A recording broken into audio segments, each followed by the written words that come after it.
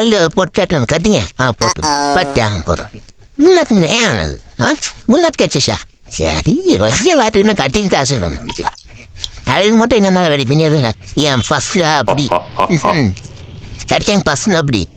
கட்டி நம்மள ஊரில் சார் போட்டு சொல்லு இங்கே நாங்கள் சொல்லி அனுப்பிச்சுதா பெங்களூரில் சொல்லு பூமார்கிட்ட எல்லாங்கிறாங்க சரகனா காசு தராங்க சாப்பாடு காசு தராங்க கரெக்டு தானே I love you. பார்த்தா கண்டுபிடிச்சிட்டா